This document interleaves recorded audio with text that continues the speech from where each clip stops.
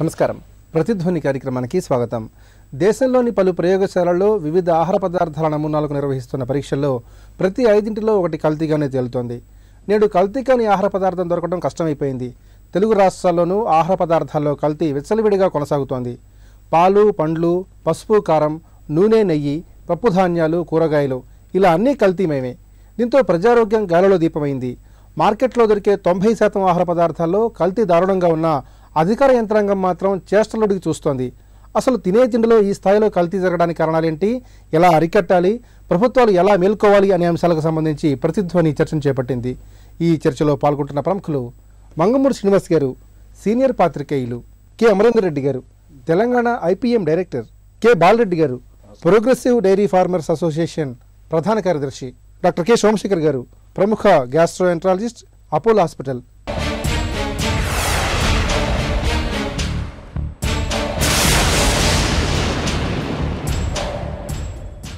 శ్రీనివాస్ గారు, దేశంలోని పలు ప్రయోగశాలల్లో వివిధ ఆహార పదార్థాలకు చేసినటువంటి నమూనా పరీక్షల్లో 5 ఆహార పదార్థాల్లో ఒకటి కల్తీగా తేలింది. మరి ప్రధానంగా తెలుగు రాష్ట్రాల్లో ఆహార పదార్థాల కల్తీ ఏ విధంగా కొనసాగుతుంది? ఆహార పదార్థాలు అంటే పాలు, పండ్లు, కూరగాయలు అన్ని రకాల మన హోటల్లో తినే బిర్యానీ కాడ నుంచి మొదలుపెడితే అన్నిట్లో కల్తీ విచ్చలుగా సాగుతుంది. అంటే నాకు తెలిసినంత వరకు ప్రయోగశాలల్లో బయటపడింది చాలా కొంచెమే మనం భావించాలి. మేము రీసెంట్గా ఈనాడులో మేము పరిశోధించి రాసాము. పాల కల్తీలో అన్ని ప్యాకెట్లు మేము టెస్ట్ చేసి అన్ని ప్యాకెట్లో కెమికల్స్ ఉన్నాయి. ప్రతి ప్యాకెట్లో ఆ పాలు నిల్వ ఉండటానికి ఏదో రకం chemical, sodium hydrogen peroxide, sodium bicarbonate, formalin అన్ని కెమికల్స్ కలుపుతున్నారు. వాళ్ళ మిల్క్ ఈ స్టాక్ ఉండాలి, ఎక్కువ రోజులు అమ్మాలి. యాక్చువల్గా గవర్నమెంట్ నామ్స్ ప్రకారం పెరిషబుల్ గుడ్స్ 7 రోజులు మాత్రమే వాటి నిల్వ కాలం, జీవితకాలం. అంత మించి ఉంచాలంటే పాలు ఉండాలనుకోండి 4 డిగ్రీల కంటే తక్కువ ఉష్ణోగ్రతలో దాన్ని కాపాడాలి, ఉంచాలి ప్యాకెట్. కానీ మనం బయట చూస్తున్నాం, తెల్లవారుజామున 3-4 గంటలకు వ్యాన్లు వచ్చి పాల ప్యాకెట్లు షాపుల ముందు పడేసి వెళ్ళిపోతున్నారు. మార్నింగ్ 10 గంటల వరకు అవి బయట ట్రేలోనే ఉంటాయి. అక్కడే సగం బ్యాక్టీరియా డెవలప్ అవుతుంది. వాటిలో కెమికల్స్ కొంత ఉంటుంది. ఆ పాలు ఎప్పుడు డేటు, పాల ప్యాకెట్ మీద వాడే డేటు, మ్యానుఫ్యాక్చరింగ్ డేట్, ఆ డేట్ ఉంటే ఈ రోజు డేట్ ఉందనుకోండి, ఈ రోజు ఈవినింగ్ లోపే దాన్ని వాడాలి. నెక్స్ట్ డే అసలు వాడకూడదు. ప్రజల్లో ముందు అవగాహన రావాలండి. అసలు ముందు బేసిక్గా మనం ఇప్పుడు ఎముకలు, మన పశు వైద్యశాల నుంచి ఎముకలు తీసుకొచ్చి వాటిని కరిగించి నూనె తయారు చేస్తున్నారు. నూనె తయారు చేసి హోటల్స్కి అమ్ముతున్నారు. వాటి కొవ్వు, పశువులు ఎముకలు, వాటి కళేబరాలని ఆ నూనె తయారు చేసి హోటల్స్కి అమ్మటం. అవి మనం రోడ్డు మీద తినేటప్పుడు కూడా చాలా జాగ్రత్తలు తీసుకోవాలి. ఆ ప్రతి ఆహార పదార్థాలు మీరు హోటల్స్లోకి వెళ్తే, బిర్యానీ వెళ్తే, రోడ్డు పక్కన బజ్జీని మొదలు పెడితే, పాలు, కూరగాయలు, పండ్లు అన్నింటిలో కెమికల్స్ ఉన్నాయి. గవర్నమెంట్ పరంగా వీటి నియంత్రణ లేదు. ప్రజల్లో అవగాహన వచ్చి తినే ముందు కనీసం అసలు వాటి నిబంధనలు పాటిస్తున్నారా, ఆ షాప్ కానీ అక్కడ కానీ సప్లై ఎక్కడ ఉంది, వాళ్ళు మినిమం హైజీనిక్ కండిషన్స్ ఉన్నాయి, అక్కడ తయారు చేసే దగ్గర ఉన్నాయి. నిర్లక్ష్యంతో కొంత కల్తీ అవుతుంది, కావాలని కొంత కల్తీ చేస్తున్నారు, వ్యాపారం కోసం కొంత కల్తీ చేస్తున్నారు. మిగిలిపోయిన వాటిని మళ్ళీ అమ్ముకోవడానికి వాటి రసాయనాలు కల్తీ చేస్తున్నారు. పాలు కూడా అంతే. పాలు మన దేశంలో, ప్రపంచంలో అత్యధికంగా పాలు ఉత్పత్తి చేసేలో భారతదేశం 2వ స్థానంలో ఉంది.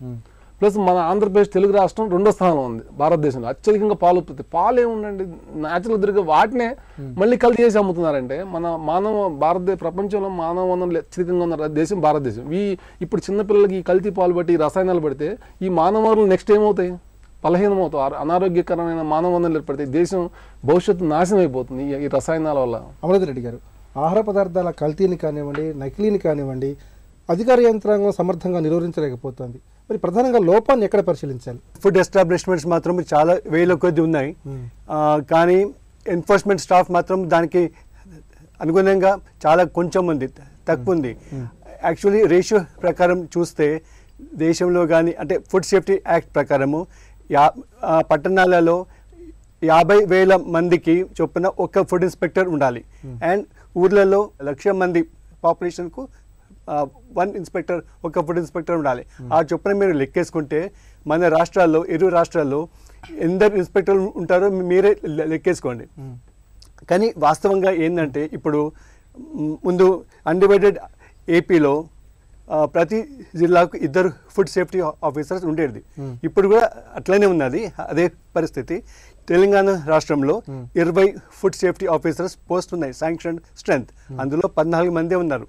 అది జిల్లాల సంగతి. జిహెచ్ఎంసీ కింద 30 మంది ఉండాలి ఫుడ్ సేఫ్టీ ఆఫీసర్స్, 3 ఉన్నారు శాంక్షన్ స్ట్రెంత్లో. గమనించవలసిన విషయం ఏంటంటే, ఫుడ్ బిజినెస్ ఆపరేటర్స్ ప్రతి ఒక్కరు, బండి కార్ నుండి పెద్ద 5 స్టార్ హోటల్ వరకు అందరినీ ఫుడ్ బిజినెస్ ఆపరేటర్స్ అంటారు. ఎనీబడి హూ, అంటే ఎవరైనా దాన్ని మార్కెటింగ్లో అలా ఇన్వాల్వ్ ఇన్ బిజినెస్. అయితే హైదరాబాద్లోనే 80% ఉంది, ఇవన్నీ ఉన్నాయి. ఎక్కడైతే 80% ఫుడ్ బిజినెస్ ఆపరేటర్స్ ఉన్న చోటే మినిమం స్టాఫ్ ఉంది. సో దీన్ని బట్టి మీరు అర్థం చేసుకోండి ఎట్లా ఎన్ఫోర్స్మెంట్ అవుతుంది. సాధ్యం కాదు, కష్టం. ఏదో చేస్తున్నారు కానీ బట్ వి నీడ్, నేను చెప్తున్నా స్వయంగా, because this is not sufficient, ఇది సరిపోదు, ఇంకా చాలా పెంచాలి.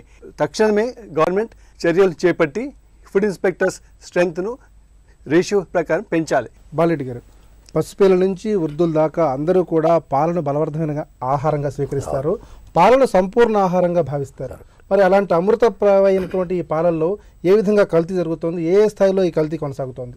మీరు అన్నట్టుగా దిస్ ఎ కంప్లీట్ ఫుడ్, సంపూర్ణ ఆహారం అని మనం పాలన ఏదో అంటున్నాం. ముఖ్యంగా చంటి పిల్లలు, వృద్ధులు, రోగులు వీళ్ళు ఎక్కువ వాడతారు పాలు, లేకపోతే స్పోర్ట్స్ మెన్. ఇటువంటి వాటిలో కల్తీ ఏ స్థాయిలో ఉందన్న దానికంటే నేనేమంటానంటే, ఎక్కడ కూడా నాకు శిక్ష పడదు, ఎంత పెద్ద నేరం చేసినా కూడా శిక్ష నుంచి తప్పించుకోగలిగితే అని సమాజంలో ఎప్పుడైతే ఆ భావన ఉంటుందో అరికట్టడం కష్టం. తర్వాత మనకి సరిపోయేంత ఎన్ఫోర్స్మెంటింగ్ ఏజెన్సీ ఉందా లేదా కావాల్సినంత అన్న దానికంటే కూడా, నేను ఇక్కడ డైరెక్టర్ గారు ఉన్నారు కాబట్టి శిక్ష నుంచి తప్పించుకోలేమనుకున్న భావన కలిగించాలి. రోజు మీరు పాలే ఉన్నాయి, ఒక 10-12 మనం రెప్యూటెడ్ బ్రాండ్స్ ఉన్నాయి సిటీలో. ఈ 3 టీముల్లో ఒక్క టీం చాలు, వెళ్ళి ఈ 10-12 శాంపిల్స్ కలెక్ట్ చేయండి ఆ ఫ్యాక్టరీస్లో. వాళ్ళు ఎక్కడైతే ప్యాచరైజ్ చేసి ప్యాకెట్ చేస్తారో రోజు వారికి 10-12 ప్యాకెట్ కలెక్ట్ చేయడం ఇట్స్ నాట్ ఎన్ ఇష్యూ. ఒక్కరు చాలు, ఒక టీం వెళ్ళి కలెక్ట్ చేసి దాన్ని లేబొరేటరీకి ఇవ్వండి. సాయంత్రానికల్లా పరీక్షలు వచ్చిన తర్వాత ఇటువంటి టీవీల ద్వారా, పత్రికల ద్వారా పబ్లిక్ ఇవ్వండి. అందులో ఏమేమి కలుషితాలు ఉన్నాయి, ఏమేమి కలుపుతున్నారు, ఈ పని ఒక 4 రోజు ఇవ్వండి. హైదరాబాద్లో పాలల్లో కల్తీ జరిగితే మీరు చూడండి. శ్రీనివాస్ గారు ముందే అన్నారు, రైతుల్లో ఎక్కడన్నా నిర్లక్ష్యం తెలవక ఎక్కడన్నా ఉంటే అపరిశుభ్రత కొంత ఉండొచ్చు, కానీ రైతుల స్థాయిలో 99% వరకు కూడా కల్తీ జరగదు. వాళ్ళకి ఎందుకు కల్తీ జరిగిందంటే ఆ పాలను అమ్ముకోవడమే వాళ్ళకి ఇదైంది. ఇప్పుడు కల్తీ చేసిన తర్వాత ఆ కంపెనీ వాళ్ళు కొనరు, అది గవర్నమెంట్ సంస్థే కావచ్చు, ప్రైవేట్ సంస్థే కావచ్చు, ఆ పాలు సేకరించడానికి వాళ్ళు ముందుకు రారు. అసలే రేట్లు తగ్గి ఉన్నాయి, పాలు సర్ప్లస్గా ప్రొడ్యూస్ అవుతున్నాయి, ఉత్పత్తి అవుతున్నాయి అనే రోజుల్లో ఇప్పుడు కల్తీ చేస్తే ఆ పాలను ఎవరు తీసుకోరు. సో క్షేత్రస్థాయి కంటే ఎక్కువ జరుగుతుంది ఎక్కడంటే వ్యాపార స్థాయిలో వెండర్స్ తెచ్చి అమ్మడం. కానీ ఈవెన్ రీసెంట్లీ మీ పేపర్లోనే చూశాను, ఈటీవీలో చాలా మంచి ఐటెం రాశారు పాలకూట విషయం అని చెప్పేసి. అది అక్షరాల ప్రతిబింబిస్తుంది ఏం జరుగుతుంది ఈ దేశంలో అన్నది, తెలుగు రాష్ట్రంలో అన్నది ప్రతిబింబించింది మొత్తం. మీరు చూడండి, 2005లో ఒకసారి మన ఇండియా లెవెల్లో ఐపీఎం మన అమరేందర్ రెడ్డి గారికి తెలుస్తుంది, శాంపుల్స్ అన్ని కలెక్ట్ చేశారు. దాదాపుగా 1700 చిల్లర samples throughout India, every state almost 28 దీంట్లో చేసి అవన్నీ పత్రికలు రిలీజ్ చేస్తే నార్త్ ఇండియాలో 70% of the samples prove to be adulterate. Delhi నుంచి మొదలు పెడితే బీహార్ ఇవన్నీ కూడా ఎక్కడ లేదంటే గోవాలో, పాండిచేరిలోనే 0% of adulteration. Great thing is గోవాలో, పుదుచ్చేరిలో అసలు ఎలాంటి కల్తీ లేదను. చాలా సంతోషం. ఈ ఇండియాలో కూడా 2 ప్రాంతాలు కనీసం ఎక్కడ కల్తీ లేని ఇది ఉన్నాయి అంటే జనాల్లో అవేర్నెస్ ఉంది కాబట్టి అక్కడ వచ్చింది. అయితే ఇక్కడ చూడండి, అక్కడ ఎందుకు వచ్చింది, గోవా రాష్ట్రం అక్కడ ఉండే పాలకులు చిత్తశుద్ధి ఉంది, వాళ్ళ భయం ఉంది. అక్కడ చైనా ఒక ఎగ్జాంపుల్ చెప్తాను. 2008లో మెలమైన ఫాంటెరా కంపెనీ న్యూజిలాండ్ వాళ్ళు పాలు సప్లై చేస్తారు అక్కడ. ముఖ్యంగా ఇన్ఫాంట్ ఫార్ములా పిల్లలకు సంబంధించిన ఆహార పదార్థంలో మెలమైన్ అని కలపడం వల్ల 3 లక్షల మంది పిల్లలకి ఎఫెక్ట్ జరిగి ఆ ప్రభావంతో కిడ్నీలో రాళ్ళు, సంవత్సరం వయసున్న పిల్లల్లో కూడా ఈ సమస్య వచ్చేస్తే అప్పుడు ప్రాసిక్యూట్ చేసి 2 ఉరిదీశారు, 100 మందికి జీవిత ఖైదు చేసినారు. ఆ తర్వాత ఎక్కడిదక్కడ కంట్రోల్లో ఉంది. అందుకని ఈ శిక్ష మేము కల్తీ చేస్తే శిక్ష నుంచి తప్పించుకోలేము, నేరస్తుడికి ఆ భయం కలిగించాలి. డాక్టర్ సోమశేఖర్ గారు, పాలు, పండ్లు, అలాగే పప్పులు, నూనెలు ఇలా ప్రతి దాంట్లో కూడా కల్తీ కొనసాగుతోంది.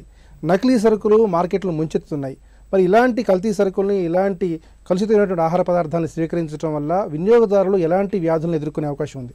ఒక పార్ట్ ఆఫ్ ద బాడీ కాదు, every part of the body, hair నుంచి టో వరకు every part of the body ఏదో ఒక సైడ్ ఎఫెక్ట్ డెఫినెట్గా ఉంటుంది.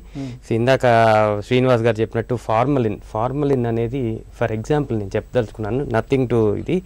ఫార్మలిన్ జనరల్లీ మేము ఎనాటమీ డిసెక్షన్ చేసినప్పుడు డెడ్ బాడీని స్టోర్ చేస్తానికి వాడేది.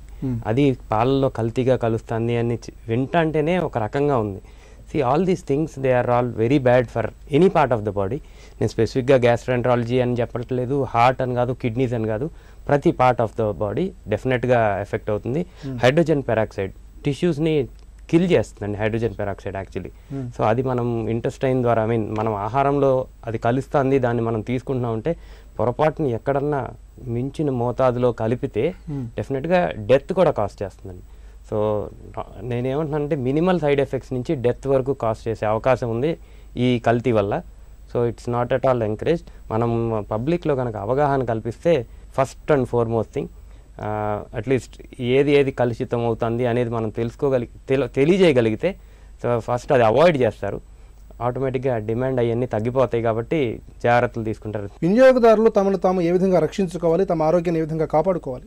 సో మోస్ట్ ఇంపార్టెంట్ థింగ్ తెలుసుకోగలగాలండి. తెలుసుకోవటం చాలా కష్టం, ఎందుకంటే ఎక్కువ మంది అందరం మోసపోతున్నాం. ఇక్కడ తెలుసుకోగలటం, మనం తెలియజేయగలుగుతాం, మన బాధ్యత. తెలుసుకోగలిగితే జనరల్గా అవాయిడ్ చేసుకుంటారు. ఇన్ని రకాల సైడ్ ఎఫెక్ట్స్ ఉన్నాయి, ప్రాణం ముప్పు ఉంటుందని తెలుసుకుంటే కనుక అవాయిడ్ చేస్తారు. సో తెలుసుకోవటం, తెలియజేయగలుగుతాం మోస్ట్ ఇంపార్టెంట్ థింగ్ అనేది నా ఉద్దేశం. చిన్న చిన్న ఇంట్లోనే వాళ్ళు చేసుకునే పరీక్షలు కూడా ఉన్నాయి. మీ టీవీ ద్వారా కానీ పత్రికల ద్వారా కానీ ఇస్తే, ఫర్ ఎగ్జాంపుల్ ఇప్పుడు ఫార్మాలిన్ అన్నాడు, దాంట్లో ఓ 10 ml మనం పాలు తీసుకొని దాంట్లో 5 ml సల్ఫ్యూరిక్ యాసిడ్ కలిపితే దాంట్లో రంగు మారుతుంది అన్నట్టు, వైలెట్ రంగు కానీ బ్లూ రంగు కానీ వస్తుంది. దాంట్లో ఫార్మాలిన్ ఉన్నట్లు లెక్క. సింపుల్ ఇది. అంటే మనకు కావాల్సింది ఇక్కడ ఏంటి, సల్ఫ్యూరిక్ యాసిడ్ పాలు ఎట్లాగో మన దగ్గర ఉన్నాయి, దాంట్లో వేసినప్పుడు రంగు మారిందనుకో, పాల రంగు తెలుపు బదులు అది వైలెట్ రంగు ఏదైనా మారిందంటే దాంట్లో ఫార్మాలిన్ కలిసింది. ఇటువంటి టెస్టులు ప్రతిదానికి ఒక చిన్న టెస్టులు ఉన్నాయి. ఇది మనం ప్రజల్లో అవగాహన కలిగించడానికి ఇట్లా ఎలక్ట్రానిక్ మీడియా ద్వారా కానీ పత్రికల ద్వారా సో తప్పకుండా కొంత అవేర్నెస్, డాక్టర్ గారు అన్నట్టుగా మన అవేర్నెస్ తేగలుగుతాం, అరికట్టగలుగుతాం. శ్రీనివాస్ గారు, తెలుగు రాష్ట్రాల్లో ఆహార పదార్థాల నాణ్యత విషయంలో ప్రభుత్వాలు ఎలాంటి కీలకమైన దృష్టి పెట్టాలి? అలాగే ఇప్పటికే ఈ నకిలీ ఆహార పదార్థాలకు సంబంధించి, కల్తీ ఆహార పదార్థాలకు సంబంధించి అనేక చట్టాలు ఉన్నాయి. మరి ఈ చట్టాలను ఏ విధంగా బలోపేతం చేయాలి, ఏ విధంగా కఠినతరం చేయాలి? జీవోలు ఉన్నాయి, ఉత్తర్వులు ఉన్నాయి, స్టాప్ లేరు. ఇప్పుడు మన ఐపీఎం డైరెక్టర్ గారు ఇంతకుముందు మాట చెప్పారు, as per food standard safety act ప్రకారం 50,000 మందికి ఒక ఫుడ్ ఇన్స్పెక్టర్ ఉండాలన్నారు. అంటే తెలుగు రాష్ట్రాల్లో దాదాపు 9 కోట్ల జనాభా ఉన్నారు, అంటే 1800 మంది ఉండాలి. తెలంగాణలో ఉన్న పోస్టులే 50 పోస్టులు. హైదరాబాద్లో 1 కోటి మంది జనం ఉన్నారు, 30 మంది శాంక్షన్ స్ట్రెంగ్త్ అంటే మంజూరైన పోస్టులు, పనిచేస్తున్న 3. 1 కోటి మంది జనాభాకి అసలు ఇంపాసిబుల్ అండి. ఇది మనం ఉన్న ప్రజెంట్ సిస్టమ్తో దీన్ని బాగు చేస్తాం అనేది ఇంపాసిబుల్. జనంలో చైతన్యం రావాలి. నేను ఈ పాల మీద వార్త వచ్చిన తర్వాత ఆ తర్వాత కొద్ది రోజుల తర్వాత కిరాణా షాప్కి వెళ్ళిన తర్వాత బయట ట్రేలో పాల ప్యాకెట్లు ఉన్నాయి. తను ఒక హౌస్ వైఫ్ వచ్చింది, హౌస్ వైఫ్ వచ్చి పాల ప్యాకెట్ కొంటే తను అడుగుతుంది, బాబు ఈ పాల ప్యాకెట్ ఇక్కడ బయట పెట్టావు, ఫ్రిడ్జ్లో ఉండాలి కదా అని. అదేంది మేడం రోజు అక్కడే పెడుతుంది, పేపర్లో వచ్చింది చూడలేదా అంటుంది. ఇట్లా దాని మీద డేట్ చెక్ చేయడం అంటే జనంలో వాళ్ళంతటా వాళ్ళు చెక్ చేసి వాళ్ళ అవేర్నెస్ రానంతకాలం ప్రభుత్వం ఈ 1 కోటి మంది జనాభాకి ఆల్మోస్ట్ 200 మంది ఉండాలి. 1 కోటి మంది అంటే 200 మంది ఫుడ్ ఇన్స్పెక్టర్లు ఉండాలి. మంజూరైన పోస్టులే 30, అందులో పనిచేసిన మంది 3. అసలు ఇంత పెద్ద గ్రేటర్ హైదరాబాద్లో ఇంతమంది చెకింగ్ సిస్టమ్ లేదు. ఇన్ని డైరీలు దాదాపు మీరు నమ్మరండి 25 లక్షల లీటర్ల పాలు ఉన్నారు పర్ డే. గవర్నమెంట్ డైరీ విజయ డైరీ అనేది ఓన్లీ 3 లక్షల లీటర్లు, అంటే 18 లక్షల లీటర్లు బయట వాళ్ళు అమ్ముతున్నారు. ఎక్కడ కర్ణాటక, గుజరాత్ నుంచి పాలు తెచ్చి ఇక్కడ అమ్ముతున్నారు. పాల బిజినెస్ మీద కానీ ఆహార పదార్థాల తనిఖీ మీద కానీ చెకింగ్ వ్యవస్థ సరిగా లేదు, ఎక్కడ లేదు. ఎన్ఫోర్స్మెంట్ మన స్టాఫ్ గురించి మాట్లాడుతున్నాం కానీ అసలు ఒక సిస్టమ్ పాల బిజినెస్ మీద చెకింగ్ ఏదండి, ఎవరు చెక్ చేస్తున్నారు? చెకింగ్ సిస్టమ్ లేదు. ఎవరైనా చిన్న డైరీ పెట్టవచ్చు, ఎవరైనా ప్రాసెస్ చేయవచ్చు, ఎవరైనా అమ్మేయచ్చు. పాలు ఏంటంటే అందరికి దొరకాలని గవర్నమెంట్ ఫ్రీగా వదిలేసింది. అట్లాగే ఆహార పదార్థాలు, బిర్యానీ హోటల్స్ అంటున్నారు, ఎక్కడ పడితే అక్కడ బిర్యానీ అమ్ముతున్నారు, ఎక్కడ పడితే వంట నూనెలు రోడ్డు పక్కన మిరపకాయ బజ్జీలు పాపం యూత్ తింటూ ఉంటారు, సాయంత్రం చిన్న వాళ్ళు తింటారు, స్టూడెంట్స్ తింటూ ఉంటారు. ఈ వంట నూనెలు ఎక్కడో మెదక్ జిల్లాలో జైరాబాద్ దగ్గర కొవ్వుతో ఎముకలు కరిగించి పశు కబేళాల్లో పారేసిన ఎముకలు తీసుకొచ్చి వాటిని కరిగించి కొవ్వు చేసి వాటిని వంట నూనెలుగా మార్చి అమ్ముతున్నారు. విజయ డైరీ ఉందండి, గవర్నమెంట్ విజయ డైరీ ఉంది. విజయ డైరీకి వంట నూనె, వేరుశనగ నూనె పర్ మంత్ దాదాపు 5-6 ట్యాంకర్లు కల్తీ ట్యాంకర్లు వస్తున్నాయి. వాళ్ళు కల్తీ అని రిజెక్ట్ చేస్తున్నారు, అది వంట నూనె కల్తీ అని. ఆ కల్తీ మళ్ళీ అదే ట్యాంకర్లు తీసుకెళ్లి మార్కెట్లో అమ్మేస్తున్నారు.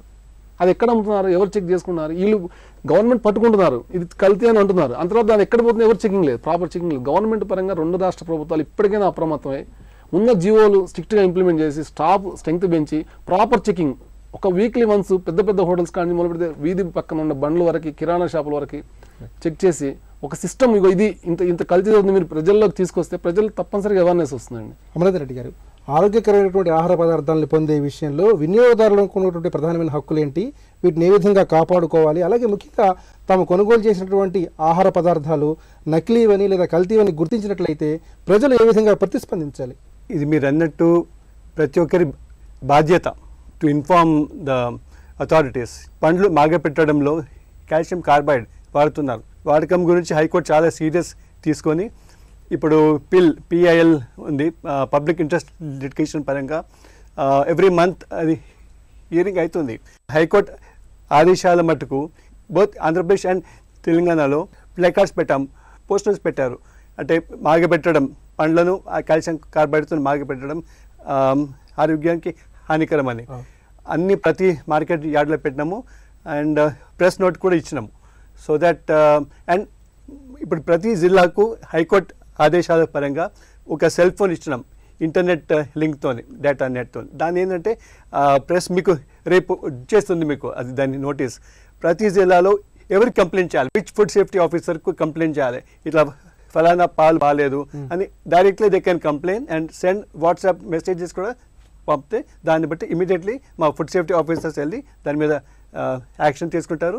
అది ఎస్టాబ్లిష్మెంట్ షాపే కానీ ఇండస్ట్రీ కానీ అక్కడికి వెళ్ళి నమూనాలు తీసి అండ్ ల్యాబ్కు పంపడం అవుతుంది. ఒకవేళ అన్సేఫ్ అని చెప్తే immediately prosecution will be started. Adulteration అయితే దాన్ని అన్సేఫ్ అంటారు.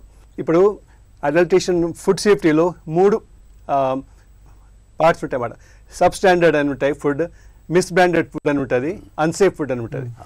అన్సేఫ్ ఉన్న వాటికి తప్పకుండా శిక్షణ ఉంటుంది. ఎట్లా అంటే 6 months జైల్ మరియు 5 lakhs up to 5 lakhs fine. Bala Reddy గారు, ముఖ్యంగా ఎలాంటి చర్యల ద్వారా వినియోగదారులకు నాణ్యవంతమైనటువంటి కల్తీ రహితమైనటువంటి పాలు అందించవచ్చు? రైతుల లెవెల్లో అన్నది కల్తీ చాలా తక్కువ, నెగ్లిజిబుల్ అని చెప్పవచ్చు. ఎక్కడ స్టార్ట్ అవుతుందంటే వెండర్స్ దగ్గర నుంచి వెళ్ళి ఫస్ట్ నీళ్లు కలిపేది ఒకటి, అది ప్రమాదకరం కాకపోయినా కల్తీ అది ఆ పాలు కొన్న తల్లి నిర్ణయించుకోవాలి. ఆ చిక్కటి పాలు పిల్లలకు దాపాలా లేకపోతే కొన్ని నీళ్లు కలిపి పలసం చేసి తాపుకోవాలని. That is the right of mother, not రైతుది కాదు అది. ఆ హక్కు తల్లికి ఉండాలి. అయితే ఎక్కడ జరుగుతుంది ఇక్కడ మనం కల్తీ అన్నది ఎక్కడ అంటే జనరల్గా వెండర్స్ పోసేటప్పుడు వాళ్ళకి ఈ రేటు 40 రూపాయలు 45 రూపాయలు కాబట్టి తక్కువ రేటుకి అమ్ముకోవాలంటే దాంట్లో ఏదో కలపాలి. ఇది లాభాపేక్ష కోసం ఏం చేస్తారంటే మేము తక్కువ రేటుకి పోస్తాం, మా దగ్గర తీసుకోండి మంచి పాలు అని రోజు. సో అక్కడి నుంచి మొదలవుతుంది. అట్లాగే ఈ పర్మిసబుల్ లిమిట్ అనేది పెడుతున్నారో ఏది ప్రిజర్వేటివ్స్ కానీ చాలా ప్రమాదకరం. డాక్టర్ సాబ్ చాలా బాగా చెప్పాడు ఇంతకుముందు చెప్పినప్పుడు. ఈ పర్మిసబుల్ లిమిట్ అన్నది ఎవరికి తెలియదు, ప్రజలకు అసలు తెలియదు. ఈ పర్మిసబుల్ లిమిట్ అనే పేరు మీద ఫార్మాలిన్ కానీ ఇటువంటివన్నీ చాలా ప్రమాదకరమైన మెలమైన్ కానీ కలపడం వల్ల మోతాదు ఏమాత్రం మించినా అవి ఫ్యాటల్గా దారితీసే అవకాశం ఉందని డాక్టర్ చెప్పాడు. ప్రాణాలే పోవచ్చు అనేది. అసలు అటువంటి ఎందుకు కలపాల్సిన అవసరం ఉందంటే ఎందుకంటే వ్యాపారస్తులను ఎక్కడో దీన్ని ప్రోత్సహించాలనంటే పర్మిసబుల్ లిమిట్ అనేది ఒకటి పెడుతున్నారు. నోబడి నోస్ అది ఏది పర్మిసబుల్ లిమిట్ అని ప్రజలకు తెలియదు. అది మాత్రం చాలా జాగ్రత్తగా అది ఎప్పుడు వస్తుంది, రోజువారీ పరీక్షలు జరిపి వాళ్ళు సర్టిఫై చేసిన తర్వాతనే పాలు మార్కెట్కి పోవాలని అంటే ప్రజలకు గ్యారంటీగా మీరు అన్నట్టుగా కల్తీ లేని పాలు మనం అందించగలుగుతాం. డాక్టర్ సోమశేఖర్ గారు, నేడు కల్తీ కానీ నకిలీ కానీ ఆహార పదార్థాలు దొరకడం కష్టమైపోయింది. మరి ఈ పరిస్థితుల్లో ప్రజలు తమ ఆరోగ్యాన్ని ఏ విధంగా కాపాడుకోవాలి? న్యాచురల్ వేస్ అంటే ఇదివరకు రోజుల్లో జరుగుతూ ఉండేది. మన పెరట్లో మన మొక్కలు, మన పండ్లు, మన ఇంట్లో మన పాలు, ఇవన్నీ 100% సేఫ్. అది జరగదు 100%. ఈ రోజు ఉన్న సిటీ కల్చర్లో చాలా కష్టమైన విషయం. But most of the time ఇప్పుడున్న పరిస్థితుల్లో మనం చేయగలిగింది ఏంటి అంటే తెలుసుకోగలుగుతాం ఎవరు ఎక్కడ కల్తీ జరుగుతుంది ఎక్కడ లేదు. మోస్ట్ ఆఫ్ ద టైం కల్తీ చేయగలిగిన వాళ్ళు అడ్వర్టైజ్మెంట్ ఎక్కువ చేసుకోగలుగుతారు, చేయలేని వాళ్ళు అడ్వర్టైజ్మెంట్ చేసుకోలేరు most of the time because of the limitations they have. So అది ఎక్కడ ఏంటి మన ఇంటి ముందు తీసుకొచ్చి గేదె పాలు పిండి ఇచ్చేవాడిని మనం నమ్మం. So obviously that is a natural thing. అది ప్రమోట్ చేయగలిగితే డెఫినెట్లీ ఇవన్నీ ఎక్కడో ఏదో జరుగుతుంది మనకు తెలియదు దాని గురించి. ఇప్పుడు ఇందాక అన్నారు పర్మిసబుల్ లిమిట్స్, అది ఎవరో అది చాలా కష్టం. ఇంతమంది పాపులేషన్లో కంట్రోల్ చేయడం కూడా చాలా కష్టం. కల్తీ ఆహార పదార్థాల వల్ల పిల్లలు, మహిళలు, పెద్దలు, వృద్ధులు అందరూ అనారోగ్యం పాలవుతున్నారు. ఇప్పటికైనా ప్రభుత్వాలు మేల్కొని నాణ్యతా ప్రమాణాలు పాటించని వారిపై కఠిన చర్యలు తీసుకోవాలి. కల్తీ నకిలీ ఆహారాలపై నియంత్రణ పెంచాలి. అప్పుడే ప్రజారోగ్యాన్ని కాపాడుకోగలమని నిపుణులు అంటున్నారు. ఇది నేటి ప్రతిధ్వని. నమస్కారం.